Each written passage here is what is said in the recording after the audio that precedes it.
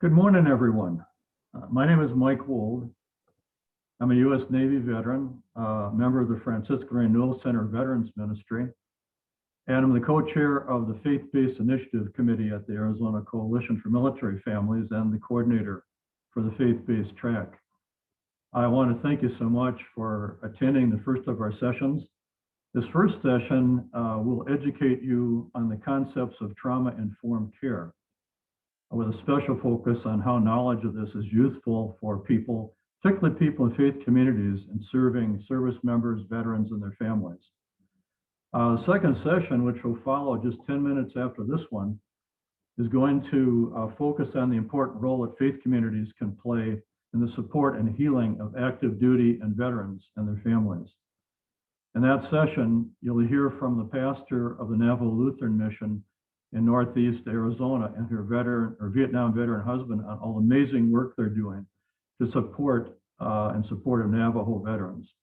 Before I introduce our speaker, I want to mention that if you have any questions, please put them in the chat, and then our facilitator, Ignacio, will bring them up in the order they are asked.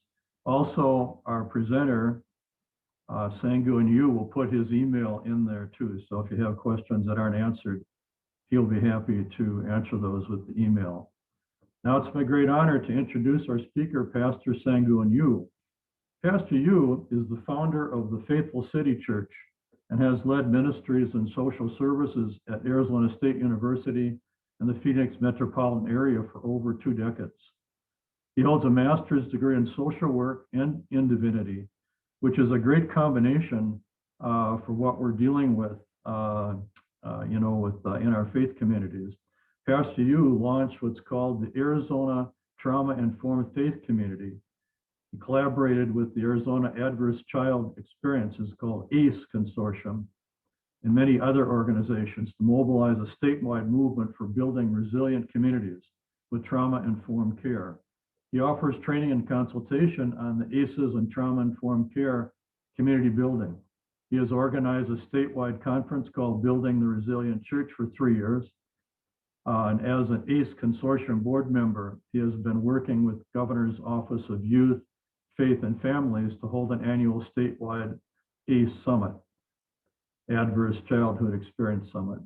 With this ACE consortium, he contributed to the authorship of training modules for opioid and substance abuse prevention and creating statewide standardized ACE training. It is now my pleasure to give you Pastor Sanghoon Yu.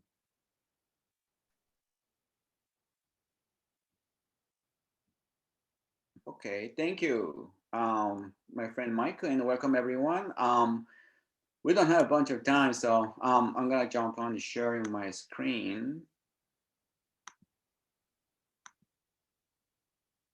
I guess you all see that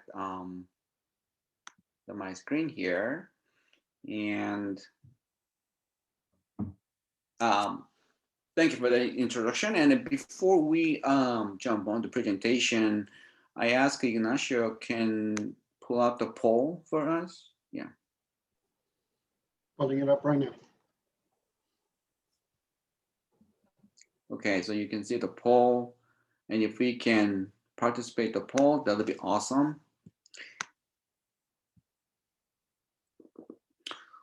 There's questions, right? Who is with us today?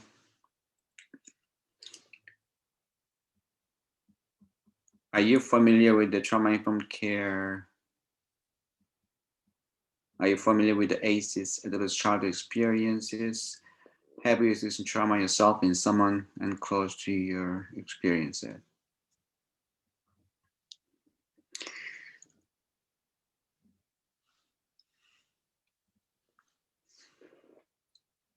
Okay, at this point, we have about getting 80%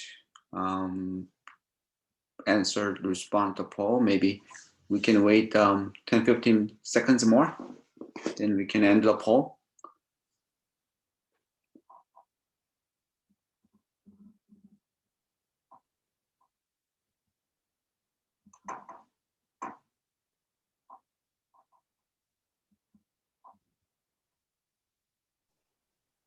5 seconds left.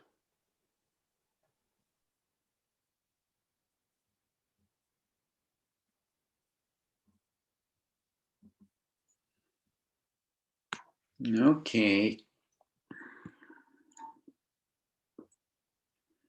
So the poll is closed, and who is with us today out of about 30 participants? Okay, you can see the picture here, right? Okay, I'm gonna bring it back. The majority is other, and other than that, we have a clergy and a lay leader in the faith community and counselors. Are you familiar with the trauma informed care? 64% say yes, 36% say no. I can guess you already know, many of you, the concept, and also ACEs. 88% says, 68% says yes, and 32% says no. Have you experienced yourself to have someone too close to your trauma? 82% says yes. Okay. All right, then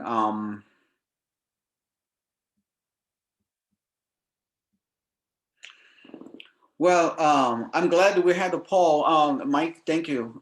You brought the poll here so we can know who are participating here. Obviously, most of us experienced or we have people close to us experience trauma. According to study, and, you know, one person usually experiencing trauma and 3 times for the whole life. It might be just not direct trauma, but also vicarious or secondary trauma we can think of. And then many of you already know about ACEs in trauma informed care, which I'm going to talk about it, but also some of you don't know, so we are going to respect the fact. And once you have any questions, just to put on the chat. So Mike and Ignacio kind of facilitate later. And I put my email address there. So if you have further questions, you can email to me later. Yeah, having said that, yesterday Mike and I talked about it. Hey, how long I have? And we figured out maybe 30, 35 minutes. Oh, really? Then I think our material is much bigger than that. So I'm gonna skip or gonna switch, as I know many of you know about this. And if you know really more about this more in the deeper way, that please email me. I'm a board member of Arizona ACEs Consortium, and we've been we developed the TOT training of trainers, and we are still we are the kind of 3rd time TOT training right now. I think it's 4th time.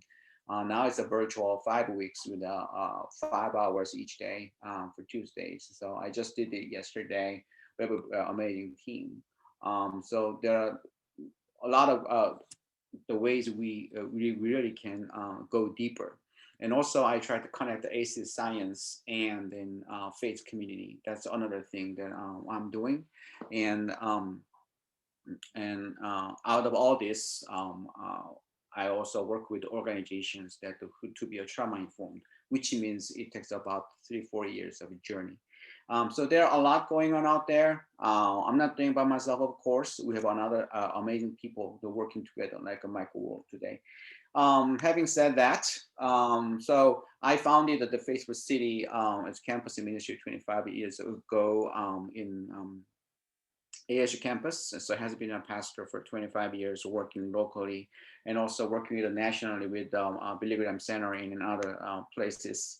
But before that, I was 20 years of social work experience. So my ministry is always involved with the community. So we developed Christ urban leadership and many other engagement with the city government and other community leaders and social work and police and fire. And however, out of all these things, actually, and this is not serious to scholarly, the PowerPoint slide, you don't have to worry about it. But, you know, trauma came upon to me about 10 years ago. I was struggling. I was very suicidal, 2015. And then I was really gave up everything. And I mean, I was experiencing the trauma, vicarious trauma a lot, but something hit my life, and then out of that, I almost lost my life. But when I went to DC, I met a lady doing that national conference on trauma from the congregation. So that was very interesting. You know, I never thought mental health and faith and pastors and trauma, it doesn't work together. You know? Maybe that's why I changed my career. My primary calling is to be a pastor.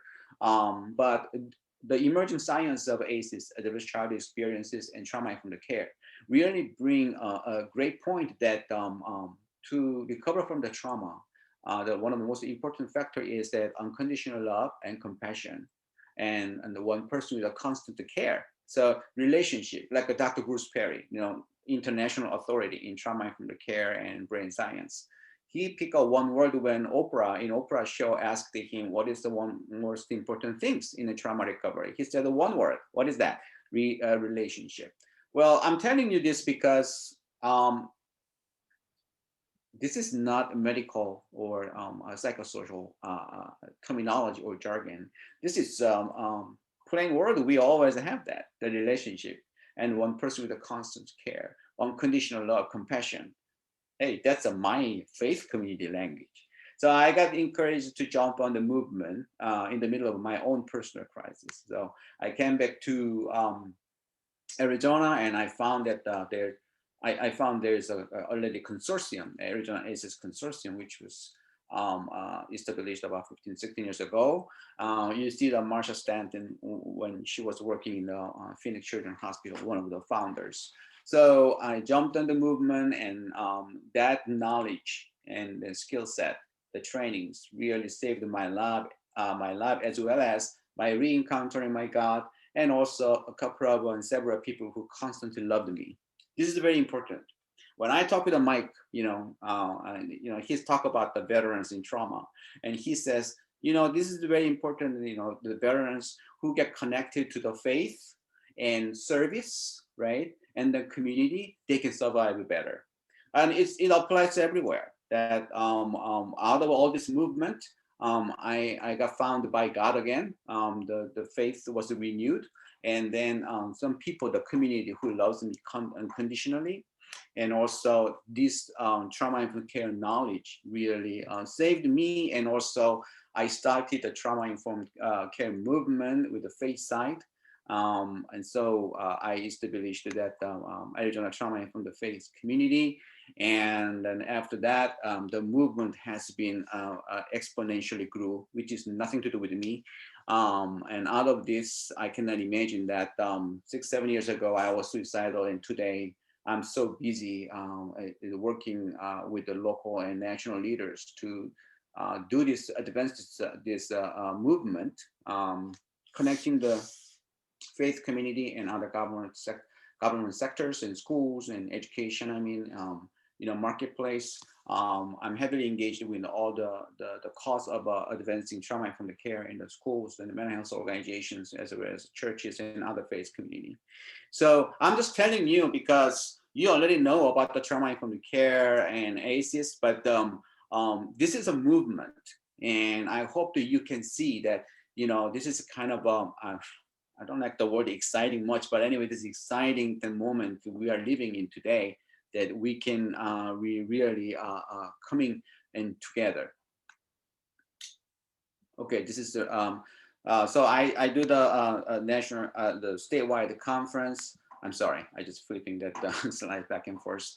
And there is the regional leaders, and also the tracks that so we have a regional meetings monthly, but also we have that the tracks and professional development in their own area. So you see the veterans and moral injury. That's one of the track for our conference, but also field development. So what Mike and I do is that we have a joint collaboration between Arizona Coalition for Military Families and then Arizona Trauma from the Faith community. So we are doing the joint training of their navigator Be Connected training and our trauma from the care training. So we already done that twice, and then we're gonna do two times more in the May, which we're gonna give you this information. So that's a collaboration, how that the ACEs and trauma from the care and faith can work together with other professional field, which is very, very exciting. So the movement has been going on. I'm just showing you some pictures, collaboration with the governor's office and with ACES consortium,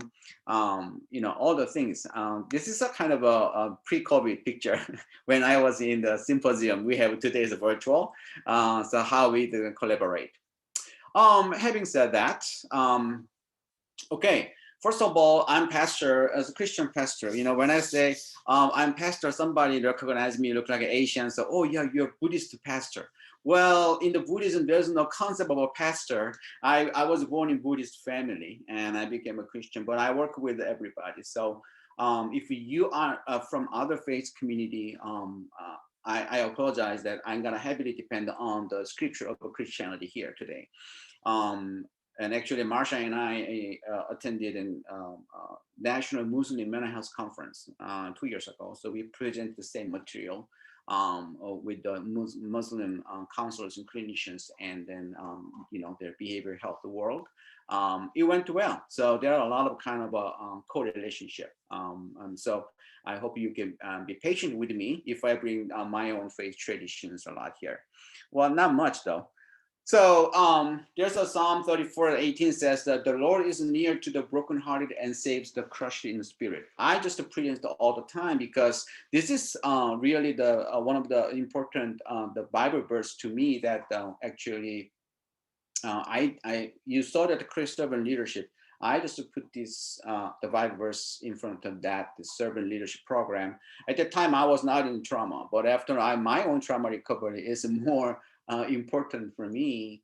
And also it's challenging because we are facing that the culture of a trauma bypass. Okay, so why this work is very important? Because this is a counterculture movement where people don't want to talk about the trauma. People don't want to feel ashamed of trauma. And it's very strong in any places. I worked with a lot of veterans, through the faith community, same thing. And even in the churches and faith communities, it's kind of a shameful topic. And people say, oh, if you have some trouble and trauma, maybe, because you did something wrong against God. And then when we are in trauma, the first question we ask is that it's general study in all the population. What is that? Why me? When we say why me, who is the person we are asking?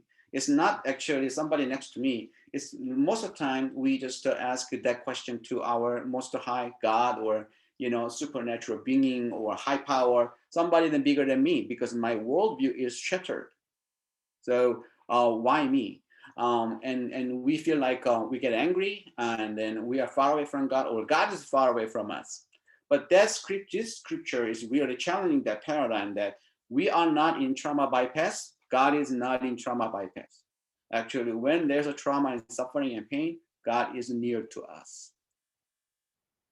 And I'm going to bring up that another scripture is the 1 King in 1949. I don't have to read it here, but Elijah was very depressed, right? And even I saw one of my friends on Facebook today, and suddenly I'm just very occasionally, I watch my Facebook 10 minutes every day, just 10 minutes. Too much? I don't know. But and then somebody quoted this scripture. This scripture is now quoted a lot. And then when Elijah was depressed, a great prophet, and God sent an angel, right? And he didn't say, hey, read the Bible more and pray more, and everything gonna be fine. But the Facebook Facebook says that the feed said that God comforted Elijah, but I made a comment. Well, actually, what God said is not comforting, but He said, eat, right? So He really took care of the body. When we talk about the faith community, sometimes we too much spiritualize all the things. And then you hear from pastors. I'm the pastor. I always say this publicly all the time. Even there are people who are traumatized by pastors in churches. So I'm here to apologize, to those who are traumatized on behalf of my group, my pastor's group, church group.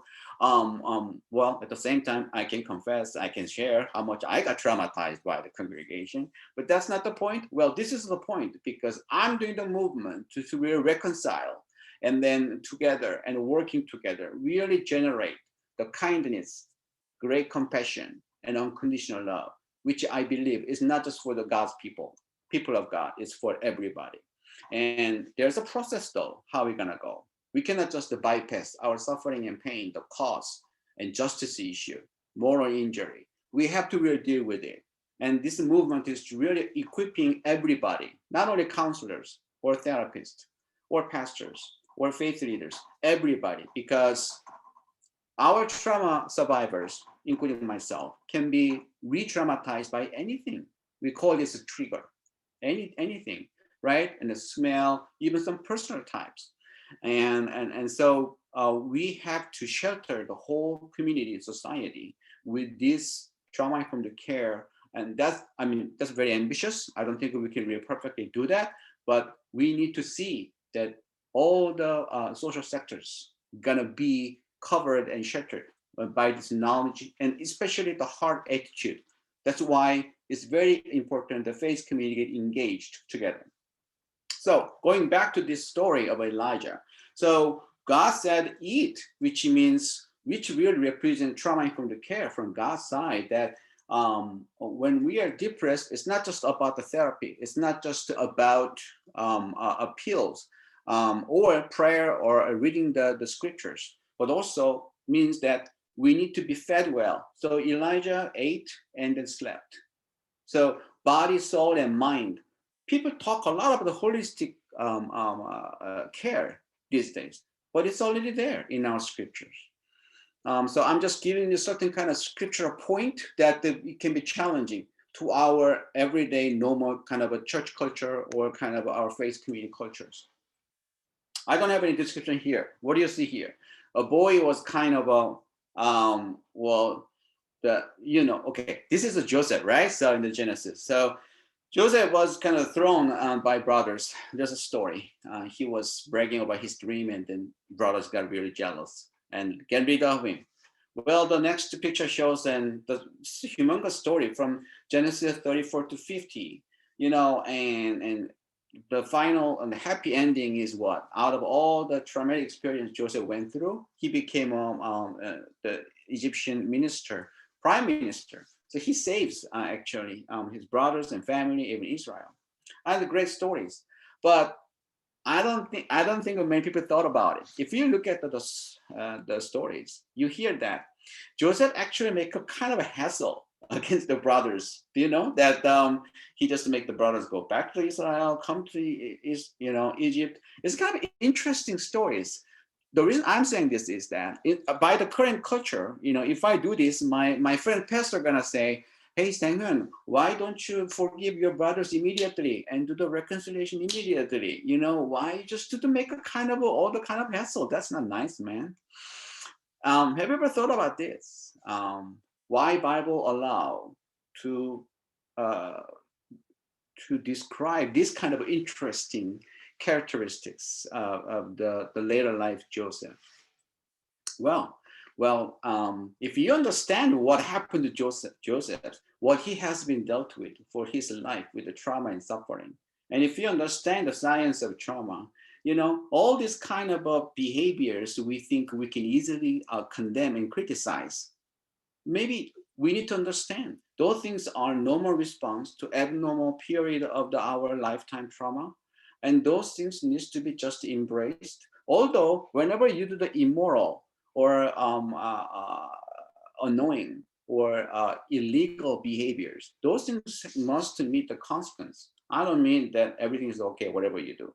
But also we need to understand, by God, actually, we are designed to respond to our suffering and the pain, especially when that pain is not caused not by my own willful choice, but by somebody else's evil will, which I don't have anything to do with it.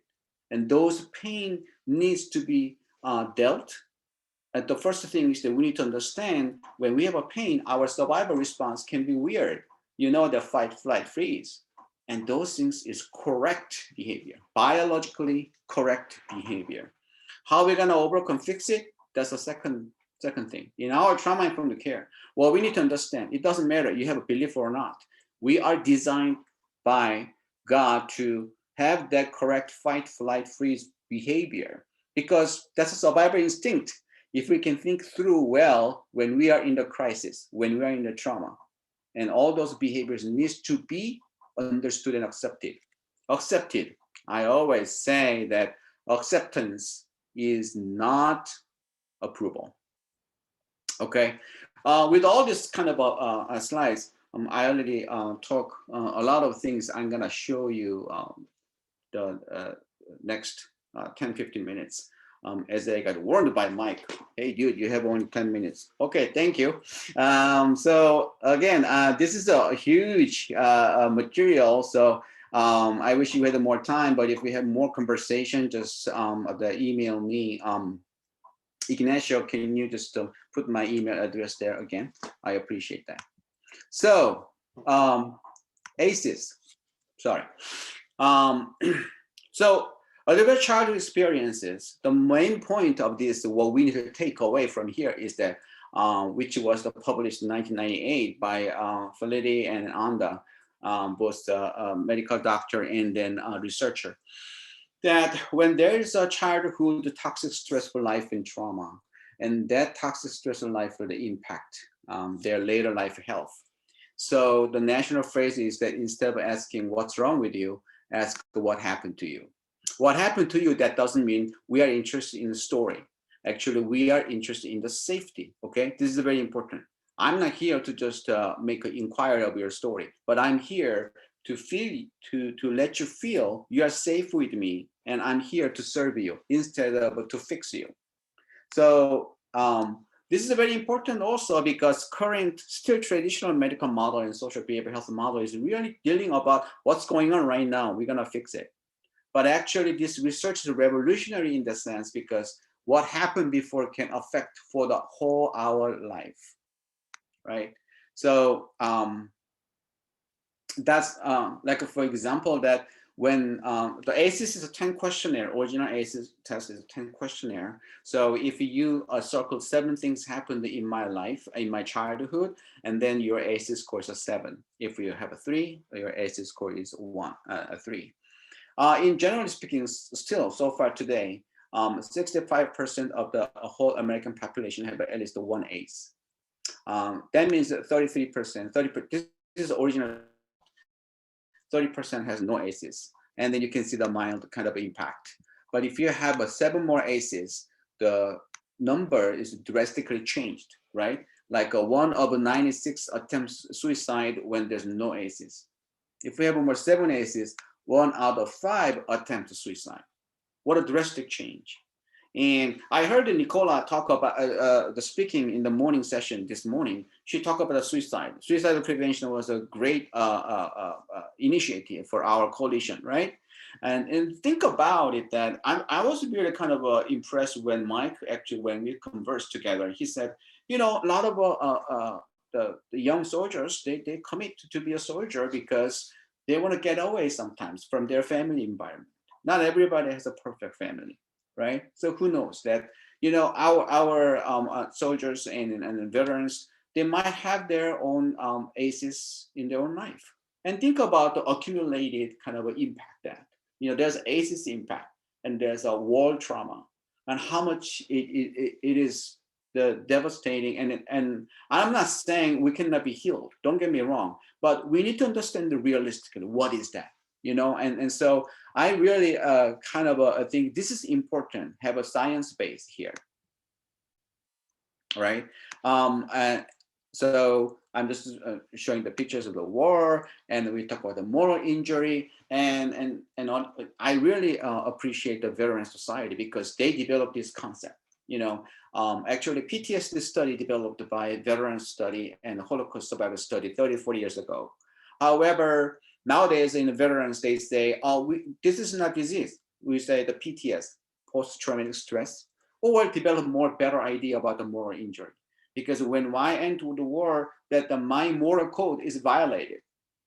And so the symptom we have, again, that the trauma, the symptoms, the behavior is a secondary thing. The first thing is that the justice, the concept of justice is violated in me, and we need to resolve that. So what I'm saying is that our trauma in adverse childhood experiences and the trauma work trauma, this is not just about a pathological problem, okay? But this is also a justice issue, and this is the whole life existential issue.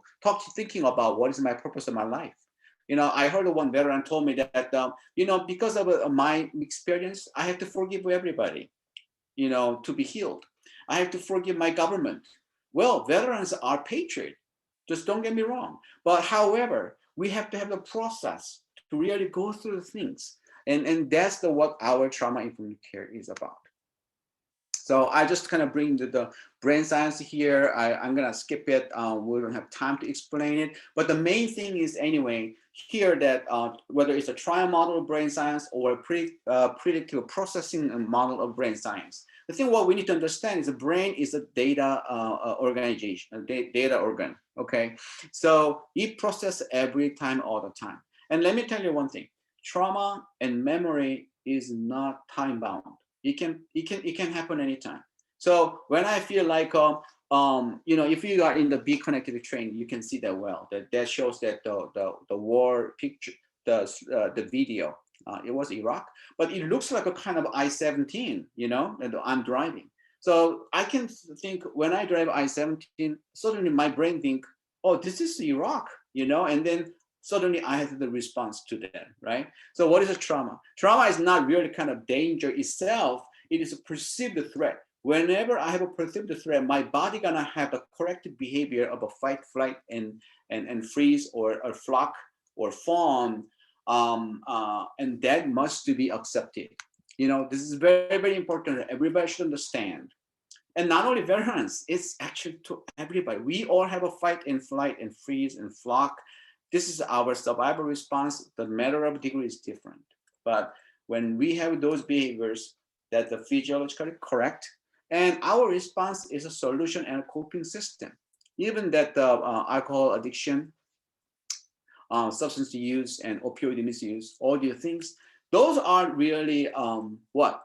Those are our coping system. This is very important because, again, thinking about what's wrong with you and what is your problem. Well, if we think about the root cause, which is a core of ACE science and the trauma-informed care, then we need to understand the perspective that this might be problem socially, but it might be the coping system our, you know, lovely people, the veteran and anybody else who've been through trauma can take as a choice, automatic choice. So this helps us to be more compassionate, you know, for those who are in trouble, right? So with that, SAMHSA, the Substance Abuse and Mental Health Service Administration federal agency, gives that the 4 R's of a trauma-informed care: realize, recognize, respond, and resist re-traumatization. And you can go to the SAMHSA.gov. They have a whole section of trauma-informed care. I'm gonna just skip it. I have a couple of minutes, so I don't have much time to elaborate it. But also, I want to let you know, ACEs is expanding more and more as the time goes by. A lot of people are emerging right now, working together. So ACEs is not only about the family dynamics; it's also about our community and systematic racism, poverty, crime, and all kinds of things you can think of, the toxic stress throughout the community history. Pandemic, we are in the pandemic right now, and some people believe that global warming, some people not, but anyway, the environment, all things coming together to really take us to more toxic stress. First of all, stress is not bad thing. We need a stress to grow and learn. However, if it becomes toxic, that's what we are talking about. How we gonna overcome and coping with the toxic stress, trauma, which is trauma, but better way. So there are stress responses. So in our trauma informed care, we share about it. We talk about this, and also as a response stage, we teach them mindfulness, and also to resist the trauma. We teach is that all the regulation and resilience tactics. Safe, healthy relationship, sleep, exercise, nutrition, mindfulness, and mental health interventions. So I just want to emphasize that I have a protective factors slides, but I'm going to skip it, and because I want to have a more Q&A time with you here together. But just you know, in our scripture, we know that Job was attacked by evil, and then he got into a lot of traumatic experiences. At the time, his friends criticized him because you did something wrong. That's why, you know, God was mad at you, and you are having all this traumatic life right now. And then, you know, at the end of the story, the God said those three friends, hey, Job was okay, but you guys were wrong. What does it mean? They were supposed to support and comfort and give a care for Job instead of criticizing him. So hopefully that we can have the faith community who can really work together for those who are seriously traumatized or re-traumatized, can really be comforted and become be sheltered by our love and care. Having said that, I want to open to the Q&A. Mike or Ignatia, can you tell me what's kind of a Q&A things that I can answer? We don't have any questions in the chat right now, Sanghoon. If anybody has any questions at this moment, please feel free to come forth and type them up in the chat.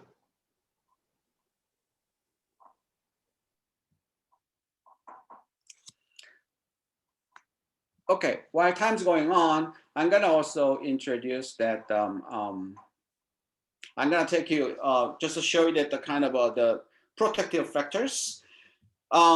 So when we do trauma-informed care, right, what we need to teach, all the science and basics and faith and Bible verses, scriptures verses according to your faith communities, but also we need to, and also we need to equip the people and to understand what is protective factors. So there's a risk factors that can re-traumatize us.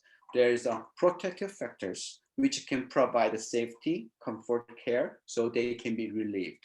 So they can go the next step of their recovery from the trauma. So what are they? There's a concrete support and social support, resilience and self-care, knowledge and skills, and social emotional confidence and connectivity. So here is a concrete support, food and clothing, housing and social support. You know what it, family, neighbors, and friends. And we've been talking about a little bit about the resilience and self-care, you know, as a response to the trauma. And then the knowledge is important. I know one veteran who got totally liberated because of AC science and trauma-informed care knowledge, what I was preaching and teaching in the church. And then that veteran got realized, oh, this is my fight response. So she was a female veteran, and she could overcome and her the traumatic responses, and she had that in her household. Social emotional confidence, which we're talking about the compassion and kindness, and then very acquainted with my own trauma, and connectivity. So not only the connection with the significant others or family and friends, but I need to get connected to society well, which is very important. We know that, right? Especially the veteran community, we know how much the isolation is a huge problem. So I want to, really re-emphasize that ACMF, our coalition has that Be Connected training, and last month and next month we have done and we will do the Be Connected and trauma-informed and navigator training. So we join together.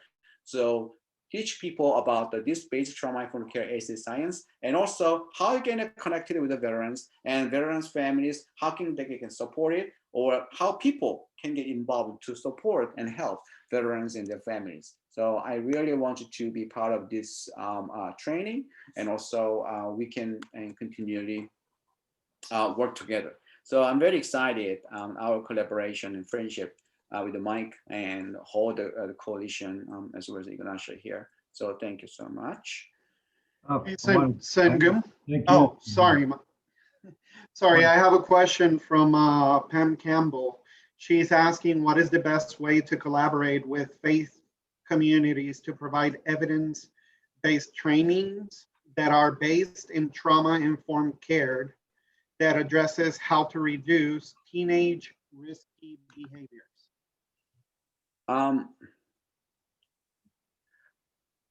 Okay, so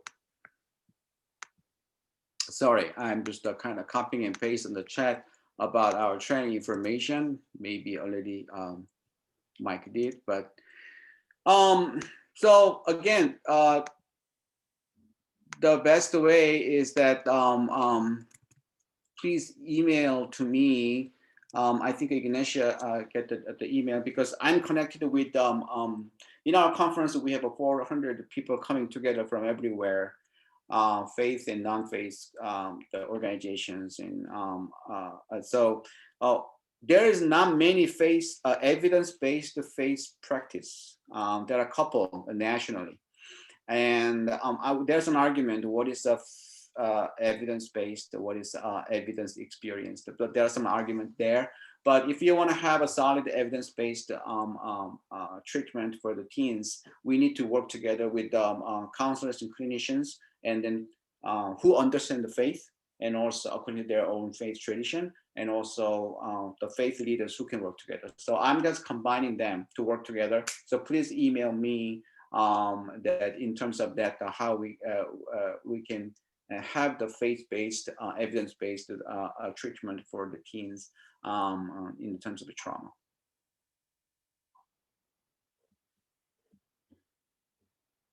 Okay, well, thanks for the survey. question.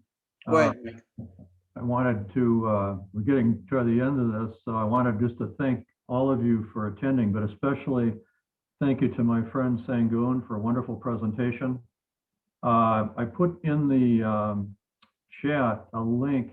Sorry, the links didn't go through to the resources. There's some really good resources, so email is out to you. But the other thing I was going to say, though, is I did put links in for the training that's going to be taking place. It'll be more in-depth on the trauma-informed care, and also the Be Connected program training, which you haven't attended that yet. It's a great idea to do it. He'll help you all, help veterans. So anyway, so we have those links in there. I wanted to say this is the first of 2 sessions in the faith and spirituality track. The next one is coming up in about 10 minutes. And in that one, as I mentioned earlier, I'll be talking a little bit about the importance of faith community roles in healing veterans and their families. But a wonderful interview with the pastor and assistant at the Navajo Lutheran Mission, right in the middle of the Navajo Nation. So again, thank you so much for attending. I put my email in there too, so if you wanted to email me about something, please be sure to do that. One of my passions is the role of faith communities in serving veterans. So thank you Ignacio, and thank you for Chris, our hidden Zoom tech. We wouldn't be able to do this, Sanghoon and I, without them. Thank you so much. Take care.